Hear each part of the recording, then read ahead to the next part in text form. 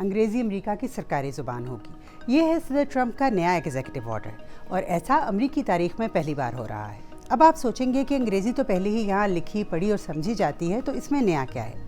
इसमें नया है ये डेजिग्नेशन, क्योंकि अंग्रेज़ी को कभी भी अमेरिका की ऑफिशियल लैंग्वेज का दर्जा हासिल नहीं था, बल्कि इससे पहले अमेरिका की 250 साल तारीख में कोई सरकारी ज़ुबान सिरे से थी ही नहीं।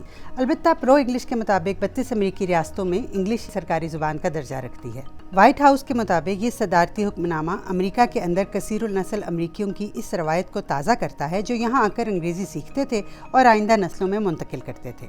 यूएस सेंसस ब्यूरो के मुताबिक अमेरिका में 350 ज़ुबानें बोली जाती हैं, मगर इंग्लिश सबसे ज़्यादा बोली जाने वाली ज़ुबान है। इसके बाद स्पेनिश, चाइनीज़, वियतनामीज़ और अरबी सबसे ज़्यादा बोली जाने वाली ज़ुबानें हैं।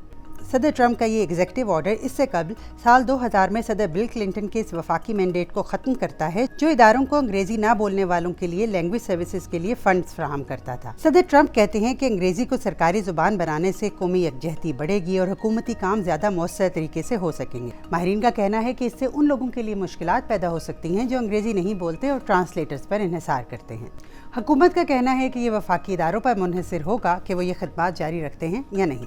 चलते चलते एक फ़न फैक्ट, दुनिया में कई ममालिक ऐसे हैं जहां सिरे से कोई ऑफिशियल लैंग्वेज है ही नहीं, जिनमें से एक तो इंग्लिस्तान ही है, यानी यूनाइटेड किंगडम। अगर आप भी ऐसे किसी मुल्क का नाम जानते हैं तो हमें कमेंट्स में ज़रूर बताइएगा।